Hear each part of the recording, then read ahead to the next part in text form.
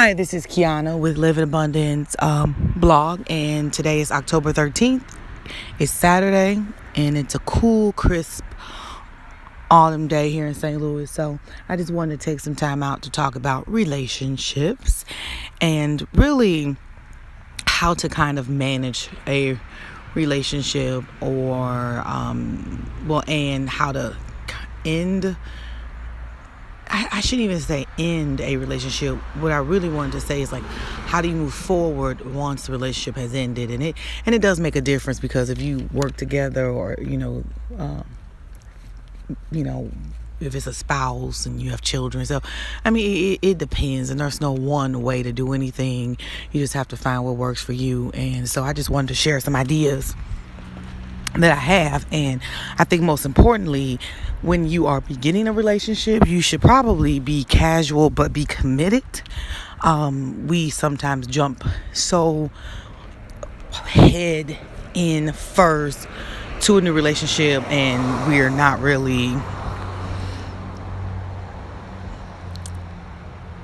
comfortable completely. We're just in it just to be in it, because we're creatures of habit, and we need to have like a routine and a ritual, and this is my person. And you really should just be casual, but again, be committed. So get to know the person and spend time with them. And this is for romantic relationships, work relationships.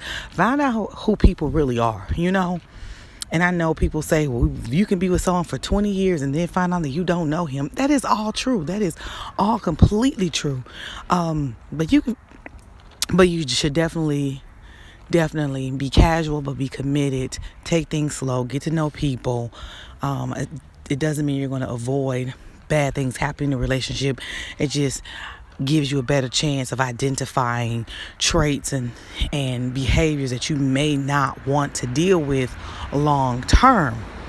So that is my advice about getting into the relationship.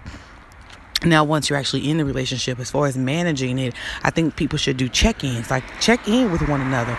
Let's make sure the way we've done things the last 10 years it's still working. Let's make sure he's okay with cooking dinner every night. Like, let's check in with one another. Like, let's make sure things are still balanced, they still flow, everybody's still okay. Because just because you're doing it, again, we're creatures of habit, so we do things out of habit, and it doesn't mean you're fulfilled. I'm sorry.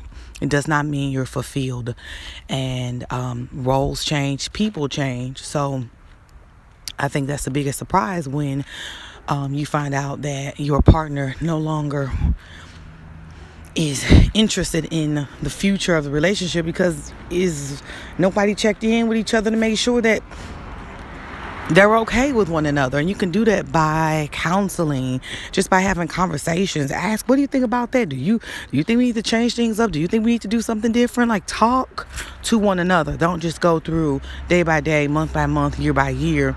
And now you're 12 years in, and it's like there's not really a reason to divorce or separate or unfriend or whatever, but you're just not really progressing, and it leaves room for things to come into play and to potentially tear apart the relationship. So again, my advice is just to try and check in with one another however you see fit, whether it's counseling or just good old conversation, reading a book together. I don't know, but check in with one another to make sure that the way things are now is still working. And finally, once the relationship has completely ended and it's done, and I know it's so hard to move on. Oh, and you actually hear cars because I'm outside of my house just enjoying the day. So appreciate the cars and the noise and just enjoy today. But anyway, so once a relationship has ended, now, it's all about, how do you move forward? And everyone's situation is different. People deal with heartache differently. For me, heartache can shut me down. It can shut me down, meaning I don't want to date anybody for a long time. Like, I don't want to look at anybody for a long time. And for some people, it's let's move on, let's move forward, keep moving forward, And You just have to find something that works for you. But most importantly, I think you should just focus on you, just you being healthy, joining whatever you need to join, a team, a committee, a group, a class, start jogging, writing, reading, journaling. Like, make it all about you being 100% better, and do not focus on what you lost. Focus on what you're gaining. Again, if it's just like, okay, I now have more time to take the cooking class I wanted to take, whatever it is. I don't care if it's a hiking, I don't care if it's traveling, I don't care if you need to move a house guest in for a few nights just to move forward.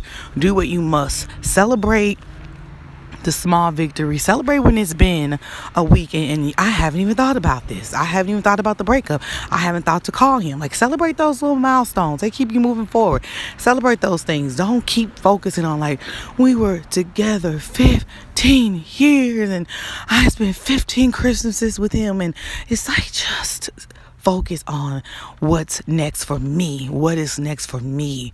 If you have to, like, relocate, I mean, I'm not saying you have to relocate because you had a breakup. I am saying that you discovering yourself may lead to relocation. That's what I'm saying, because you're not focusing on what you're about to gain. And again, I know every situation is different, whether, your coworkers or, family, and but I'm okay with relationships ending. It used to beat me down and make me, made me feel sad and rejected. And now it's like, I'm getting older, honey. My time is too valuable. Now that I've sniffed out who you are, thank you for letting me know. And let's move forward. Now, obviously, if it's a spouse, it's a total different situation. Obviously, it's a little harder to move on because you have things invested, you have money invested, you have time invested, you have a home invested. So it's harder to separate. And even through the challenges, all I'm saying is stay focused on, like, how I am going to be a better person out of this, through this. And again, celebrate those victories of when you spent a night alone. And you're used to having someone next to you. You know what I mean? Celebrate those things. It may seem corny and ridiculous, especially in the 21st century where everybody is doing what they want to do, but you now have to adjust to being single in this new dating world, and things that you've never had to deal with can be scary. If you never had to be independent and go to some place or an event without a date, the most confident person can still find it hard to move on and start fresh. So stay encouraged, and until next time.